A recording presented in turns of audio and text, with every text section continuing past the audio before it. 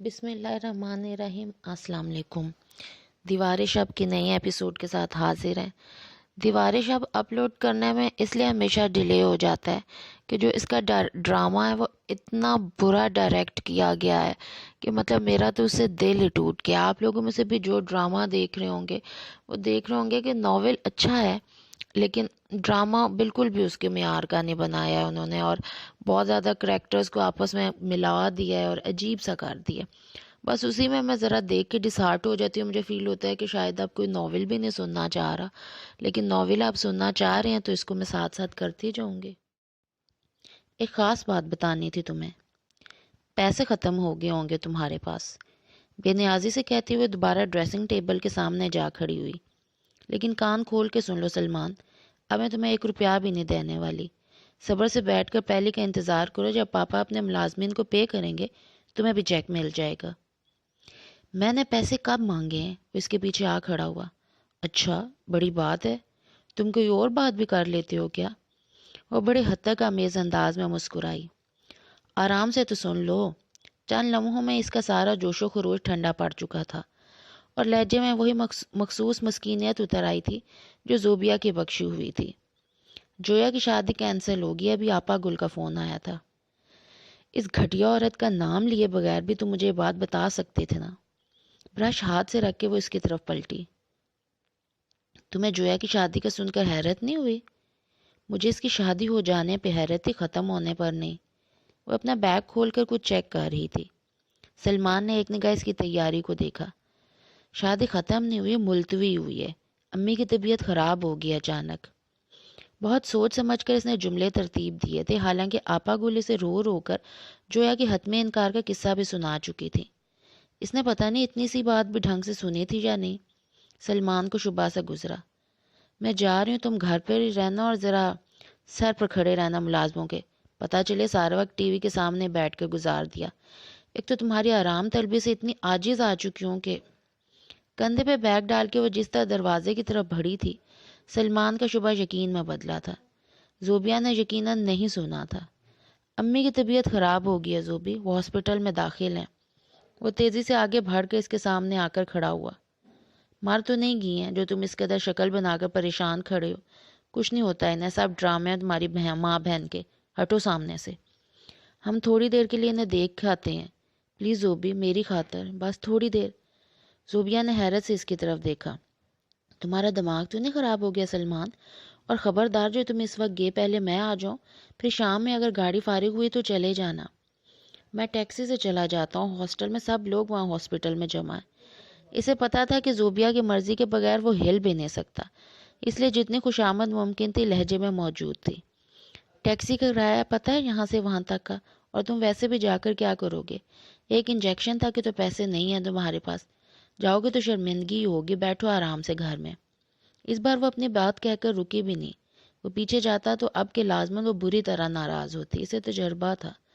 زوبیہ کا موڈ بری طرح آف ہوا تھا۔ سلمان روز بروز ناقابل برداشت ہوتا جا رہا تھا۔ وہ وقتی کشش جسے کبھی وہ محبت سمجھ کر دیوانی ہوئی تھی، کب کی سرے سے ختم ہو چکی تھی۔ ذرا جو آنکھیں کھول کے ارد گرد ڈھنگ سے دیکھا ہوتا تو زندگی کا نقشہ ہی کچھ اور ہوتا۔ زرتاج بیگم کے سیاہانی بڑے سارے گیٹ سے گاڑی اندر لے جاتے ہوئے اس نے اپنے پھوپھی کی ذہانت کو دل سے… آج وہ لاؤنج میں ہی مل گیا، اور اس سے بھی اچھی بات کہ اکیلا بھی تھا۔ سلمان کی دی ہوئی ساری کوفت کا پل میں ازالہ ہوا۔ کیسی ہو زوبیہ؟ اس نے مسکراتے ہوئے اخلاقاً ہی پوچھا تھا، لیکن وہ اس طرح خوش ہوئی جیسے کوئی بڑی فتح حاصل ہوئی ہو۔ شکر ہے تم ملے تو، میں پہلے بھی آئی تھی۔ اچھا، مجھے نہیں پتا چلا تمہارے آنے کا، وہ سادگی سے کہتا ہوا قدرے فاصلے پر بیٹھا۔ زوبیہ نے بطور خاص اس کی یہ احتیاط نوٹ کی۔ کون بتاتا، یہاں ہے ہی کون تمہارا؟ ایک طے شدہ سی ہمدردی اس سارے گھرانے کو آج کل سالار کے ساتھ ہو چکی تھی۔ تمہارے بارے میں تو سوچ کر ہی دکھ ہوتا ہے، بہت اکیلا پن سہا ہے تم نے، بہت زیادتیاں سہی ہیں۔ کاش میں تمہارے لیے کچھ کر سکتی۔ اب جب کہ اس کی ذات سے جڑے سارے قصے اتنے پرانے ہو چکے تھے کہ کسی کی بھی ہمدردی ہونے یا نہ ہونے سے کوئی فرق نہیں پڑتا تھا۔ وہ سر کو ہلکی سے جنبش دیتے ہوئے مسکرا دیا۔ کوئی اور بات کرو زوبیہ، تمہارے شوہر نہیں آتے، انہیں لاؤ نہ کبھی۔ اس کے حلق میں کوئی کڑوی شے پھنسی تھی۔ شوہر؟ سلمان میرے لیے مصیبت بن کے رہ گیا سالار۔ وہ ایک لالچی اور نکارا شخص ہے۔ معلوم نہیں کس طرح اس نے مجھے شیشے میں اتارا جو میں سے شادی کر بیٹھی۔ وہ پہلے بھی یہ سب سن چکا تھا، سو حیرت نہیں ہوئی۔ تم اسے سمجھانے کی کوشش کرو، گھر بڑے مشکل سے بنتے ہیں، تم دونوں مل کے ہی اپنے گھر کو بچا سکتے ہو۔ بیٹھ کر بات کیا کرو آپس میں، کچھ بہتری ضرور ہوگی۔ زوبیہ نے گہری سانس اندر اتاری۔ یہاں اگر خاصی محنت درکار ہوتی تب بھی وہ کرے گی، اس نے خود کو یاد دلایا۔ میں بہت کوشش کر چکی ہوں سالار، مگر کچھ فائدہ نہیں، شاید کچھ گھر ٹوٹنے کے لیے ہی۔ اپنے کمرے سے نکلتے ہوئے زرتاج نے بہت حیرت سے زوبیہ کو دیکھا۔ اتنی جلدی دوبارہ؟ وہ سچ مچ پریشان ہوئی تھی۔ اجاز کے گھر والے کب کے آئے بیٹھے تھے اور گھر میں ٹھیک ٹھاک ایمرجنسی کی صورتحال نافذ تھی۔ ہماری مجبوری سمجھنے کی کوشش کریں آپ۔ آپا گل نے بے چارگی سے ان کی طرف دیکھا۔ وہی تو کہہ رہے ہیں، لیکن صاف بات تو یہ ہے کہ ایسی کوئی مجبوری نظر نہیں آ رہی جو عین وقت پہ شادی کے التوا کا سبب بنے۔ اجاز کی والدہ کی لہجے کی معنی خیزی معاملے کی تہہ تک پہنچنے کی خواہش کا نتیجہ تھی۔ تو اور کیا، ایسی چھوٹی موٹی بیماریوں میں اتنے بڑے اور اہم کام تھوڑے ٹالے جا سکتے ہیں۔ کارڈ بٹ گئے، تاریخ سر پر آ گئی، ہمارے تو رشتہ دار دوسرے ملکوں تک سے آ رہے ہیں، ان کا تو لاکھوں روپیہ برباد ہو رہا ہے۔ اگر آپ شادی نہ ہو تو ان کے ساتھ اجاز کی بہنیں بھابیاں سبھی ایک زبان ہو کر بول رہی تھیں، اور اکیلی آپا گل کے لیے ان سے مقابلہ کرنا ناممکن ہوا جا رہا تھا۔ ہماری ماں بیمار ہے، ہسپتال میں داخل ہیں، آپ خود سوچیں اس حالت میں نہ چھوڑ کے ہم کس طرح جویا کو رخصت کر سکتے ہیں؟ خدا نہ کرے جو ان کی حالت زیادہ بگڑی تو۔ سوال ہی نہیں پیدا ہوتا۔ ہم نے خود پوچھا ڈاکٹر سے، ایسی کوئی حالت خراب نہیں ہے ان کی، اور بلڈ پریشر تو آج کل کس کا بڑھا ہوا نہیں ہے جو تم لوگ مسئلہ بنائے دے رہے ہو۔ وہ کسی طرح قائل ہونے کے لیے تیار نہیں تھی۔ لڑکیوں کی شادی تو اہم فرض سمجھ کر ادا کی جاتی ہے، بڑے بڑے حادثوں کے بعد بھی سادگی سے رخصت کر دی جاتی ہیں بیٹیاں، اور شاکرا آپا تو خیر سے بھی زندہ سلامت ہے۔ آپا گل نے قہر بھری نگاہوں سے کہنے والے کی طرف دیکھا۔ ساری کی ساری مل کر میری ماں کو نظر لگا کر ہی چھوڑیں گے یقیناً۔ انہیں ایک ساتھ بہت سارے وہم ستانے لگے تھے۔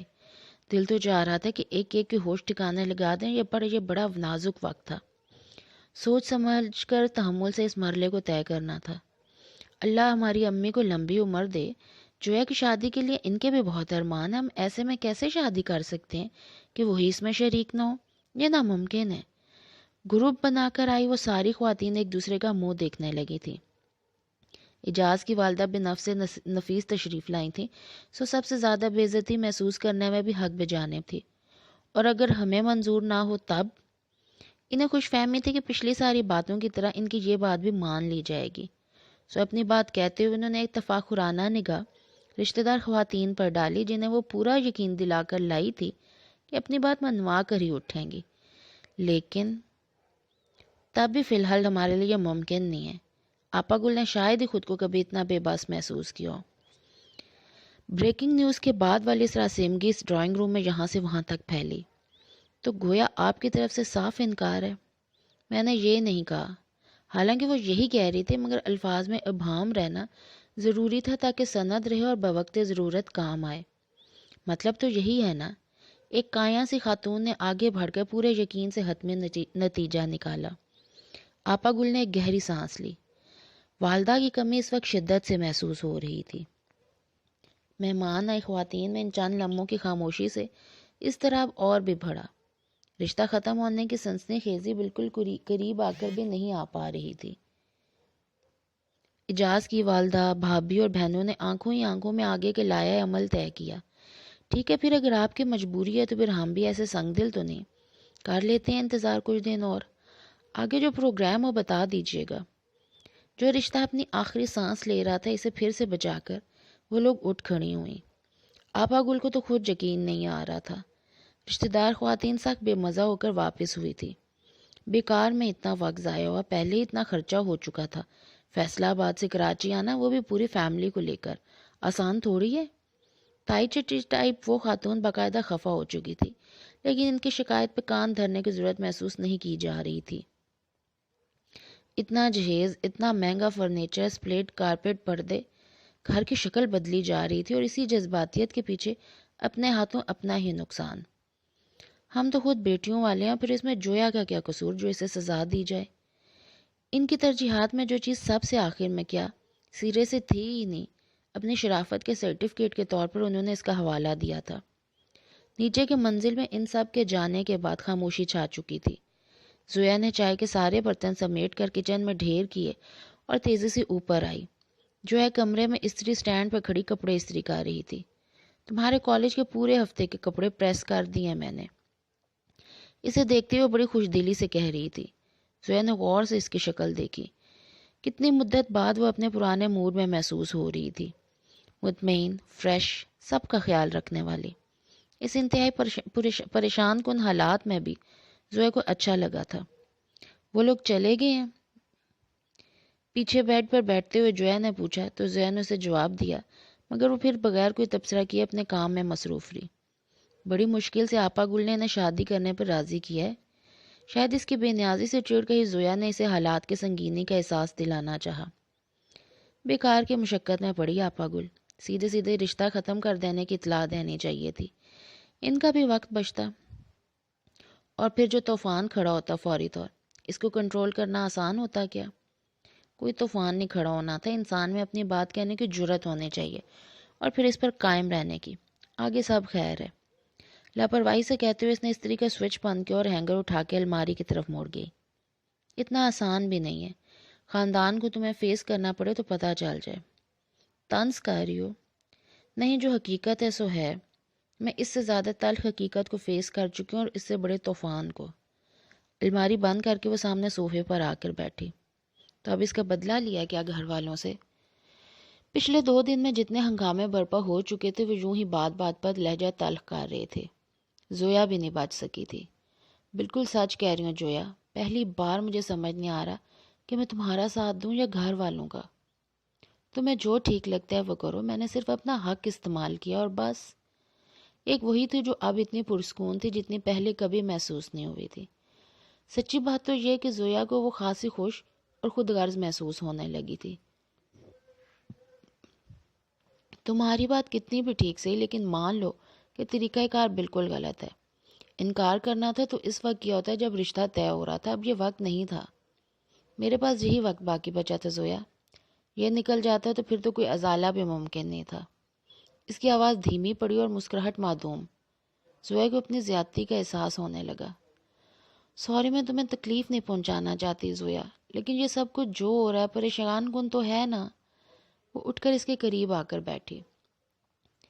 میں مانتی ہوں اپنی غلطی، لیکن اگر مجھے پتا ہوتا کہ ابا صرف دھمکیاں دے سکتے ہیں تو بس اس وقت بھی اپنی بات پر اڑ سکتی تھی۔ وہ تو شکر ہے کہ مجھے پتا چل گیا کہ ابا کا ایسا کوئی ارادہ نہیں تھا۔ دروازے میں سے اندر آتی آپا گل نے بے اختیار ہی اپنا ماتھا چھوا۔ یہ یقین دہانی انہی کی کرائی ہوئی تھی۔ شہر بھر میں پھیلے رشتہ داروں کے توسط سے یہ خبر ان کے گھر تک اس تیزی سے پہنچی کہ حد نہیں۔ جویا کی شادی ملتوی ہو گئی۔ گھر آنے والے ہر فون پر سلام کے بعد دوسرا جملہ یہی تھا۔ دونوں گھروں کے بیچ چلتی ٹینشن خاندان بھر کا پسندیدہ موضوع بنی ہوئی تھی۔ سو خیر سگالی کے اظہار کے طور پہ سب ہی نے یہ اطلاع پہنچانا اپنا فرض سمجھا۔ ٹیلی فون کی گھنٹی اس روز اتنی بار بجی کہ اب تو دل گھبرایا جا رہا تھا۔ ہمارا کیا لینا دینا جو ہر ایک ہمیں بتا رہا ہے؟ کسی کی شادی ہو یا نہ ہو، اس سے ہمارا کیا تعلق؟ ہمارا واسطہ تو ختم ہو چکا ہے نا۔ امی ابھی نہ جانے کس کا فون بھگتا کر واپس آ کر ٹھیک کس کے سامنے بیٹھی۔ خبریں دینے کا اتنا ہی شوق ہے لوگوں کو تو ٹی وی پہ نشر کروا دیں، ہمیں بتانا کیا ضروری ہے؟ ربیہ نے غور سے ان کی طرف دیکھا۔ امی کے چہرے پر سرخی پھیلی ہوئی تھی اور ہاتھوں کی انگلیاں ایک دوسرے میں پیوست۔ آپ پریشان ہیں کیا جویا کی شادی نہ ہونے سے؟ اسے کچھ ایسا ہی لگا تو پوچھ لیا۔ مجھے کیا پریشانی ہونی، اور جویا کی شادی ملتوی ہوئی ہے، ختم نہیں ہوئی۔ وہ بھی شاکرہ بھابھی کی بیماری کی وجہ سے ہاسپٹل میں ایڈمٹ ہیں وہ۔ ربیہ نے صاف محسوس کیا تھا کہ وہ اسے زیادہ خود کو مطمئن کرنا چاہ رہی ہیں۔ جویا کے گھر والوں کے بعد وہی تھی جنہیں اس شادی کی خوشی تھی۔ کچھ زیادہ ہی طبیعت خراب ہوئی کہ جب عین وقت پہ پروگرام کینسل ہوا ہے، ورنہ تو اچھی بھلی تھی۔ وہ اب بھی اچھی بھلی ہیں، سنا بیماری کا تو صرف بہانہ ہے، اصل بات کچھ اور ہے۔ امی بری طرح چونکی تھی۔ کیا ہے اصل بات، اور تمہیں یہ کون اندر کی خبر دیتا ہے، مجھے بھی تو پتا چلے۔ انور ماموں نے بتایا دادی کو، شادی کا کینسل کرنے کے لیے بہانہ بنایا گیا ہے، وہ خود دے کر آئے تھے ہاسپٹل۔ چاکرا چچی کو یوں ہی معمول کا چیک اپ ہو رہا تھا وہاں۔ خاندان میں تو ایک ہی بات اڑی ہے کہ جویا نے عین وقت پہ انکار کر دیا شادی سے۔ خدا کی پناہ! ربیہ کی آخری بات کے ساتھ ہی خطرے کی گھنٹی ٹھیک سر پر بجی۔ ایسی اولاد بھی آزمائش ہے جو ماں باپ کی اس طرح عزت داؤ پہ لگا دے۔ اس لڑکی نے تو کہیں کا نہیں چھوڑا۔ پہلی بار ان کو اظہار چچا کے گھرانے سے تھوڑی ہمدردی ہوئی۔ جویا نے کبھی ایسا کچھ نہیں کیا امی، اور اگر بھی انکار اس نے کیا ہے تو ضرور کوئی وجہ ہوگی۔ پتہ ہے وجہ، مجھے نہیں سارے خاندان کو معلوم ہے۔ سارے میں چرچے ہیں کہ منگنے کے بعد جویا کا کیا حال ہوا تھا۔ جویا کے معاملے کو لے کے وہ دن بدن اتنی سخت دل ہوتی جاتی کہ کچھ بھی سمجھانا ناممکن ہو رہا تھا۔ ربیہ خاموش ہو کر اٹھ کھڑی ہوئی۔ اور سنو، تب انہیں کچھ اور خیال آیا۔ ماں سے یہ بات زیادہ ڈسکس کرنے کی ضرورت نہیں ہے، اگر اسے خود سے پتہ چلے تو ٹھیک ہے، ویسے تو تمہاری دادی بتائے بغیر کہاں رہ سکتی ہیں، لیکن بہرحال تم احتیاط کرنا۔ حالانکہ دادی سے زیادہ خطرہ تو خود اس سے تھا، لیکن امی کو ایک دبا دبا سے گلا تھا جو ختم ہونے کا نام ہی نہیں لیتا تھا۔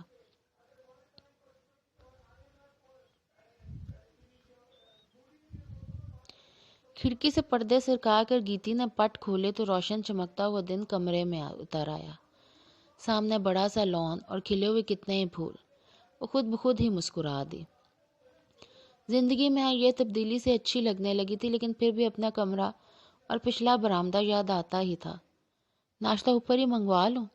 بار بار نیچے نہیں چڑھا جاتا۔ نانی کے کہنے پہ اس نے پلٹ کے ان کی طرف دیکھا۔ سندل تو کہہ رہی تھی کہ آپ نیچے کا کمرہ لے لیں، مگر آپ نے خود ہی منع کر دیا۔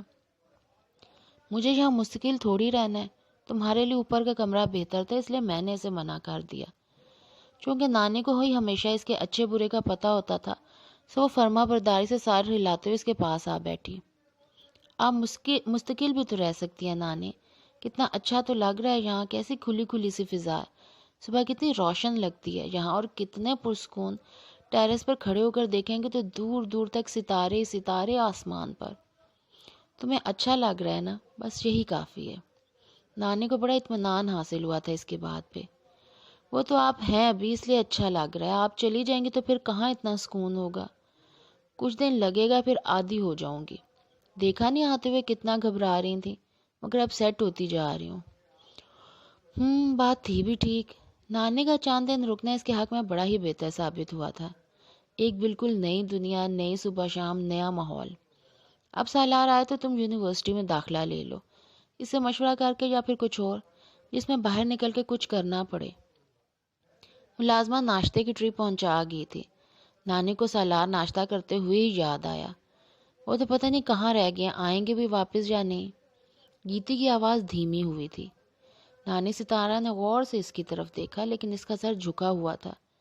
کیوں نہیں آئے گا، خیر سے وہاں کاروبار کے جائیداد کے مسئلے حل کرنے کے لیے رکا ہوا ہے، اور کوئی بات نہیں۔ نانی کی تسلی میں فخر کا سامان بھی بندھا تھا۔ گیتی کو بے ساختہ ہی ہنسی آ گئی۔ خیر اب اتنے بڑے آدمی بھی نہیں کہ لمبے چوڑے جھگڑے پیچھے لگے ہوں گے، ورنہ اتنے اطمینان سے یہاں نہ بیٹھے رہا کرتے۔ باپ کی طرف سے بہت جائیداد ملی ہے، مجھے خود افسر میاں نے بتایا تھا۔ یہاں نانی کیا، نگینہ اور شامہ بھی سالار سے سخت مروب رہنے لگی تھی۔ وجہ تسمیہ وہی نازک اور قیمتی بریسلیٹ تھا جو آج بھی نانی کے الماری کے کسی خفیہ خانے میں رکھا تھا، اور یاد آنے پر گیتی آرا کے دل میں چبھن پیدا کرتا تھا۔ کیا ضرورت تھی آپ کو افسر بھائی سے ان کے بارے میں پوچھنے کی؟ ہمیں کیا لینا دینا ان کی جائیداد سے؟ نانی کی بات نے اسے اپنے طور پر شرمندہ کیا۔ معلومات تو رکھنی پڑتی ہیں، اور اگر کوئی شخص اتنی اپنائیت سے ہم سے ملتا ہے، وہ بھی بنا کسی غرض کے، پھر تو یہ اور بھی ضروری ہو جاتا ہے تاکہ کل کو کوئی بات ہو تو ہم اندھیرے میں تو نہ ہوں۔ نانی کے اطمینان میں کوئی فرق نہیں آیا تھا۔ کیسی بات؟ کچھ بھی ہو سکتی ہے، یہاں کوئی لگے بندے اصول قاعدے تھوڑی ہیں جو کچھ بھی حتمی ہو۔ وہ ناشتہ کر چکی تھی اور اب چائے کا کپ سنبھالے بیٹھی تھی۔ گیتی نے خاموش نظروں سے ان کے چہرے کو تکتے ہوئے ان کی بات کو سمجھنا چاہا، مگر وہ بات بدل چکی تھی۔ شامہ کا بار بار فون آ رہا ہے، کیلی گھبرا رہی ہے، وہاں ایک طرح سے ٹھیک بھی ہے، اتنا بڑا گھر ایک دم میں سنسان ہو گیا، کہاں دل لگ رہا ہوگا۔ میں نے تو کہا تھا کہ اسے بھی ساتھ لے چلیں، آپ ہی نہیں مانی۔ گیتی کو تھوڑا سا افسوس بھی ہوا کہ شامہ کی ساری عمر کی خدمات بھلا کر وہ سب اسے کیسے چھوڑے بیٹھے ہیں، لیکن نانی کی زندگی میں اس طرح کی جذباتیت کا بھی عمل دخل نہیں تھا۔ وہاں استاد جی کے کھانے پینے کا دھیان کون رکھتا؟ اس عمر میں انہیں اکیلا نہیں چھوڑ سکتی۔ شامہ کی تو خیر ہے، اور ویسے بھی کل تو میں چل ہی جاؤں گی واپس۔ کل؟ اتنی جلدی؟ شامہ سمیت وہ سب ہی کو بھولی۔ اس میں حیرت کی کیا بات ہے؟ 2 دن کا کہہ کر آئی تھی، آج پورا ہفتہ ہو چکا ہے۔ میں تو آج جا رہی تھی، لیکن سندل نے ضد کر کے روک لیا۔ بالی صاحب نے کوئی پارٹی رکھی ہے گھر پہ، سنا ہے شہر کے بڑے بڑے لوگ آ رہے ہیں، تم بھی اچھا سا تیار ہو جانا۔ وہ بری طرح چونکی۔ میں کیوں؟ میں تو سندل کی پارٹی میں نہیں گئی تھی۔ آج پہلی باری سے نانی نے کسی محفل کو اٹینڈ کرنے کے لیے کہا، سو بڑا ہی عجیب سا لگا۔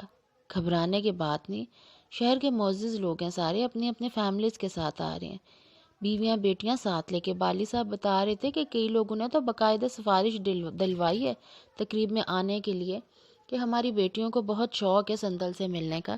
یہ بھی اللہ کا ہی کرم ہے جو اس نے عزت بنائی۔ شکر گزاری ان میں بے حد تھی۔ ایسی باتوں پر بھی بڑی عاجزی سے شکر کرتی جو گیتی کی نگاہوں میں سراسر جائز بھی نہیں تھی، مگر یہ ان کا بے حد ذاتی معاملہ تھا اور اس کا سلسلہ بھی کہیں اور ہی ملتا تھا۔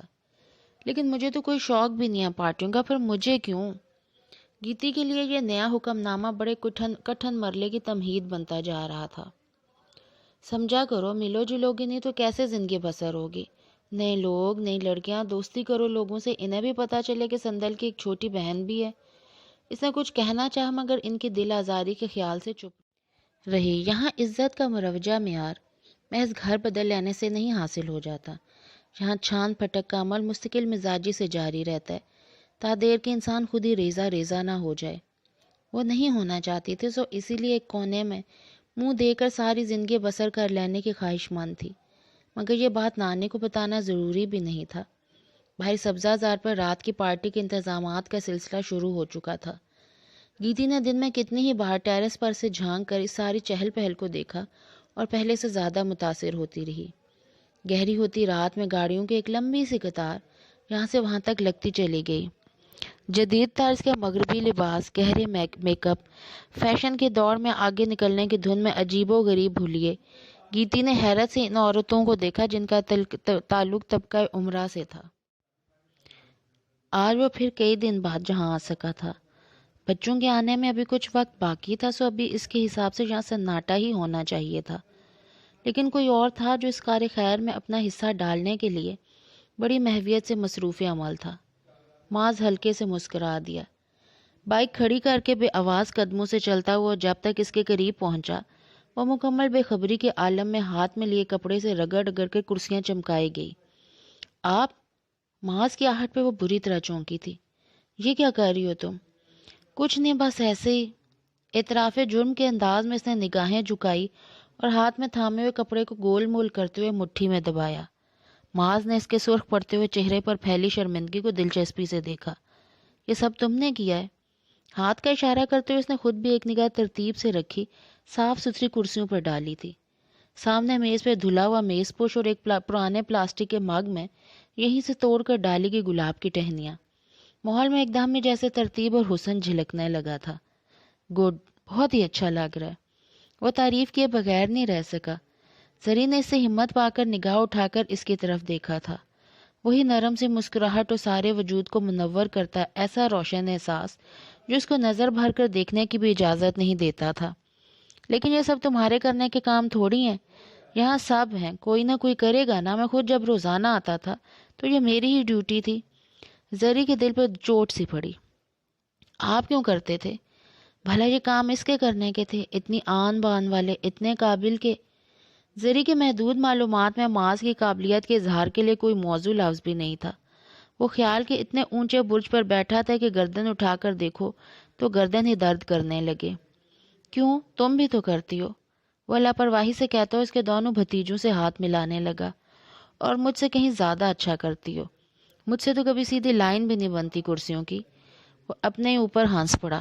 میرا آپ کا کیا مقابلہ، اور یہ آپ کے کرنے کے کام تو ہیں بھی نہیں۔ آپ تو بڑے بڑے کام کرنے کے لیے ہیں، یہ تو مجھ جیسے جاہل ان پڑھ کے لیے ہیں۔ اور ادھر ہماری گلی میں تو سبھی لڑکیاں سارے کام بڑے اچھے کرتی ہیں۔ محض کی تھوڑی سی اپنائیت میں وہ حوصلہ پکڑ چکی تھی۔ تم سے بھی اچھی لڑکیاں ہیں وہاں؟ وہ کچھ شرارت کے موڈ میں آیا تھا۔ نہیں، اب ایسی اچھی بھی نہیں۔ اسے فوراً ہی اپنی غلطی کا احساس ہوا تھا۔ کیا ضرورت تھی دوسری لڑکیوں کا ذکر بھی کرنے کی؟ اب بس مجھے منع نہیں کریں۔ محض سامنے کھڑے سے کمرے سے نکلتے ہوئے ریحان نے اسے آواز دی تو وہ تیز قدم اٹھاتا ہوا اس کی طرف چلا آیا۔ تمہارے والنٹیئرز میں تو اضافہ ہی ہوتا جا رہا ہے۔ شکر ہے اللہ کا، ریحان مسکرا دیا۔ ویسے یہ لڑکی بڑی ہیلپ فل ہے، منع کرنے کے باوجود خاموشی سے ہی کئی کام نپٹا جاتی ہے۔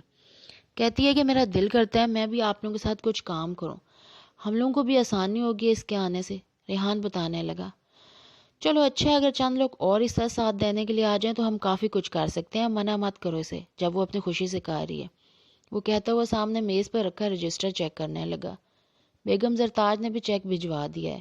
ریحان کو یاد آیا ایک اور والنٹیئر۔ رجسٹر پر نگاہ جمائے وہ خوش دلی سے بولا، ہاں لیکن اتنا بے غرض بھی نہیں، وعدہ کی گئی رقم کا آدھے سے بھی آدھا اماؤنٹ، اور ہماری طرف سے شکریہ کہ ایک پریس ریلیز بھجوانے کی ہدایت بھی ساتھ آئی ہے۔ ریحان کے لہجے میں تلخی شامل ہونے لگی۔ ماں نے سر اٹھا کے اس کی طرف دیکھا۔ کیوں دل جلا رہے ہو؟ یہاں یہی سب ہوتا ہے، اور بیگم زرتاج کے ساتھ ہمیں پہلے بھی تجربہ ہو چکا ہے، یاد ہے جب آئی تھی وہ؟ ہاں وہ کوئی بھولنے والی بات ہے؟ ان دونوں ہی کو بیک وقت نبیل کا پرزور غصہ یاد آیا جو ساجد کے پہچان جانے پر اس پر چاڑ دوڑا تھا۔ وہ بچہ اب نظر نہیں آتا، تمہاری ملاقات ہوتی ہے کیا؟ ریحان کسی اور ہی سوچ میں گم ہونے لگا۔ بڑا آدمی بن گیا ساجد، کہہ رہا تھا بہت اچھا کما رہا ہوں۔ یہ بچے وہی تو داخل کرا کر گیا ہے یہاں۔ تمہیں کیسے یاد آ گیا آج؟ محض دوبارہ اپنے رجسٹر پر جھکا۔ زرتاج بیگم کا جب بھی ذکر ہوتا ہے وہ مجھے یاد آتا ہے۔ یاد ہے اس نے نبیل کو کتنا پریشان کر دیا تھا۔ بہت دعوے سے اس بچے نے کہا تھا وہ نبیل کو اچھی طرح جانتا ہے۔ ریحان دونوں ہاتھ میز پر رکھتے ہوئے ماس کی طرف جھکا۔ بچہ ہے نا، اسے اندازہ نہیں تھا کہ ان لوگوں کے منہ لگنا صرف مصیبت مول لینا ہے۔ میں نے سمجھا دیا تھا اسے۔ وہ بدستور اپنے کام میں مصروف رہا۔ تم کب سے مصیبت مول لینے سے گھبرانے لگے؟ ریحان کی نگاہ اس پر جمی تھی۔ عقل مند ہوتا جا رہا ہوں شاید۔ پین سائیڈ میں رکھتے ہوئے ہنس پڑا۔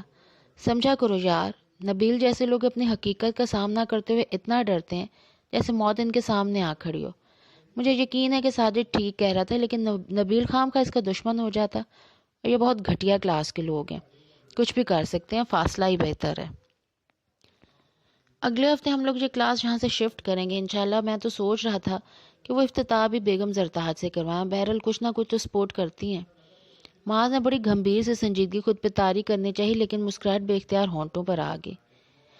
مار بیٹھوں گا تجھے معاذ، بیگم زرتاج کیا میری چڑ بنا لی ہے؟ کوئی اور نہیں رہا کیا پورے شہر میں؟ ریحان بری طرح جھنجھلایا۔ جواباً وہ بڑی زور سے ہنسا تھا۔ سامنے قدرے فاصلے پر بیٹھی زری کچھ نہ سمجھتے ہوئے محض اس لیے مسکرائی کہ وہ ہنسا تھا۔ سالار نے ہاتھ میں تھمے سیل فون کو مایوسی سے دیکھا اور نفی میں سر ہلایا۔ ایسا کیسے ہو سکتا ہے کہ گھر پر وہاں کوئی بھی نہ ہو؟ مستقل ناکامی کے باوجود بھی دل ماننے کے لیے تیار نہیں تھا، اور کوئی نہ سی لیکن گیتی کو تو ہونا ہی چاہیے۔ دل کو طرح طرح کے وہمیں گھیر رہے تھے۔ شاید اسے خود واپس چلا جانا چاہیے۔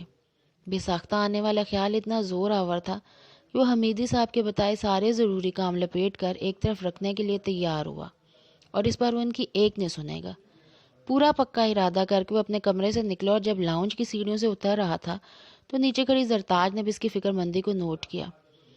سنو، وہ اسے مخاطب تو نہیں کرنا چاہتی تھی، لیکن چھوٹا سا پیغام بڑی معنی خیزی کے ساتھ آیا تھا۔ سالار نے رک کر ان کی طرف سوالیہ نگاہوں سے دیکھا۔ یوسف بھائی کا فون آیا تھا، آج رات کے کھانے پر بلایا انہوں نے۔ تمہارا نمبر شاید بزی تھا کافی دیر سے۔ آپ منع کر دیجیے گا انہیں، میں نہیں جا سکوں گا۔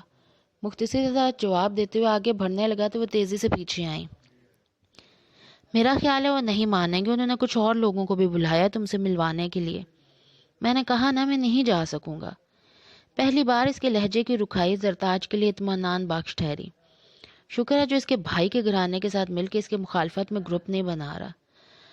میرا خیال ہے تم انہیں خود کہہ دو، میری بات پہ وہ یقین نہیں کریں گے۔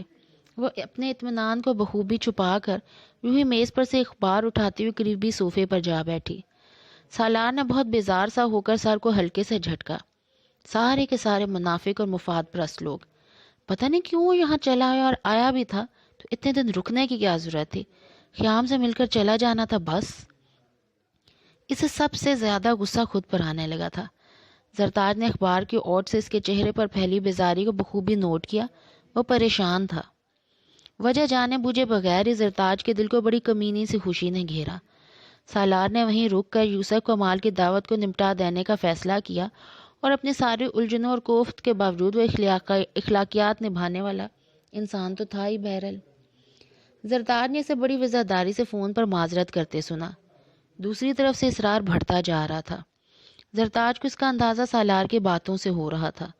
بہت سوچ سمجھ کر جال پھیلانے میں مصروف ہے سارا خاندان، اور وہ چلی تھی زوبیہ سے تعلقات بڑھانے. ان کی سلطنت کو جیسے چاروں طرف سے خطرات لاحق ہو رہے تھے، اور ایسے میں نبیل بھی جا کر لاہور بیٹھا تھا. اسے یکدم ہی وہ یاد آنے لگا. ان کی اچھی بھلی من چاہی زندگی میں مداخلت، دوریاں، کیا کچھ نہیں جمع ہوتا جا رہا تھا. وہ شاید واقعی اداس ہونے لگی تھی کہ ان کی خوش نصیبی ایک بار پھر ان کا ساتھ دینے چلی آئی. میں واقعی شرمندہ ہوں، لیکن میری مجبوری ہے کمال صاحب. مجھے آج رات کی فلائٹ سے واپس جانا ہے. بہت ضروری کام ہے، ورنہ ضرور رک جاتا ہے ایک دن. آپ پلیز کبھی پھر رکھ لیجئے گا. زرتاج کو اپنے کانوں پہ یقین نہیں آیا جو اس نے ابھی بھی سنا ہے. پہلے میں خاصا لیٹ ہو چکا ہوں، مزید ایک دن بھی نہیں. آپ پلیز خیال نہ کیجیے گا. وہ بمشکل فون بند کر پایا. سامنے ملازم آ کر کھڑا ہو گیا. باہر حمیدی صاحب منتظر تھے، سو وہ سنتے ہی تیز قدموں سے چلتا ہوا باہر نکل گیا. زرتاج کے کندھوں سے بڑا بھاری بوجھ ہلکا ہوا، اور دل اچانک ملنے والی خوشی سے سرشار. کتنے دن کی کوفت اور ٹینشن مٹنے کو تھی. ایک بار تو ان کا دل چاہ کہ وہ یہاں سے وہاں تک دوڑی چلی جائیں، یا پھر بہت زور زور سے چلائیں. کچھ تو ایسا کریں کہ ہر ایک جان جائے کہ وہ آج کتنے خوش ہیں. سالار واقعی جا رہا تھا. اب جب کہ وہ بھولتی جا رہی تھی کہ وہ یہاں سے جا سکتا ہے، تو وہ واپسی کا پروگرام بنا بیٹھا، اور وہ بھی اتنا ارجنٹ. انہوں نے دل میں اپنے بھائی سے کہے سالار کے الفاظ دہرائے اور ہنس پڑی. زوبیہ کو پتہ چلے گا تو کیسے جھنجھلائے گی. زرتاج کو سوچ کر ہی مزہ آیا تھا. کاش وہ خود زوبیہ اور اس کی ماں کے تاثرات دیکھ پاتی. پچھلے چند دن سے وہاں کے دور اندیشی پر حیرت بھرے خوف میں مبتلا رہی، اور آج وہ بے ساختہ ہی ہنستی چلے گی. لاؤن سے گزرنے والی ملازمہ نے چونک کے ان کی طرف دیکھا، اور پھر حد ادب کو ملحوظ رکھتے ہوئے جلدی سے لاؤن سے نکل گئی. زرتاج نے ایک نگاہ سامنے لگے بڑے سارے وال کلاک پر ڈالی. ابھی دن کے صرف 12:30 بجے تھے. سالار کو آج ہی کسی وقت نکل جانا تھا، تو پھر نبیل کی واپسی بھی آج ہی ممکن ہو سکتی تھی.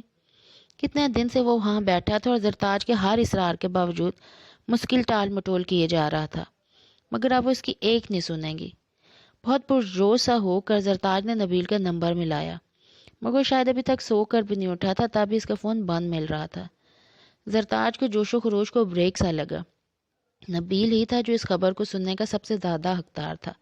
کتنی پریشانی اٹھائی تھی اس نے سالار کے ہاتھوں، بلکہ پریشانی بھی کیا، کھلی ذلت. زرتاج بہت دل سے نبیل کی وسیع القلبی کی معترف ہوئیں. یہ سب وہ محض ان کی خاطر ہی تو جھیل رہا تھا. نبیل، ان کا محبوب شوہر، انہیں شدت سے یاد آ رہا تھا.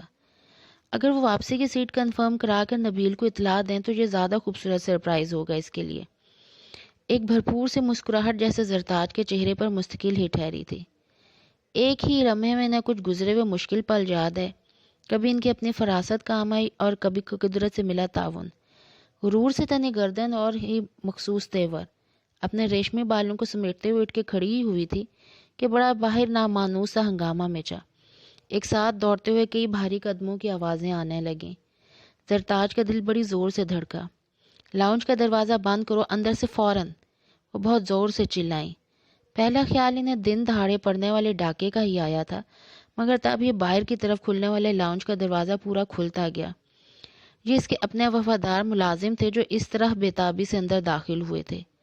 سالار صاحب کی گاڑی پر فائرنگ ہوئی ہے بیگم صاحب. گاڑی تھوڑی دور ہی گئی تھی کہ پورا برسٹ مارا گیا. صاحب کی حالت بہت خراب ہے، ہسپتال لے کر گیا، پولیس کو بھی اطلاع. بہت سارے لوگ ایک ساتھ بول رہے تھے. وہ بہت کچھ سمجھنا چاہے تھے، لیکن ایک ساتھ ناممکن ہوا جا رہا تھا. کتنا ناقابل یقین تھا یہ. بڑا پکا کام کیا قاتلوں نے، 100% کرائے کے لوگ تھے. کسی نے دشمنی نکالی ہے سالار صاحب سے. انہی میں سے کسی نے بولا. زمین حقیقتاً زرتاج کے پیروں سے سرکی تھی. سالار سے دشمنی کون کر سکتا تھا؟ بھلا وہ کہاں تک اس کے عیبوں کی پردہ پوشی کر سکیں گے؟ اور بیچارے حمیدی صاحب تو موقع پر ہی ختم ہو گئے۔ ایک اور اطلاع، سرتاج کی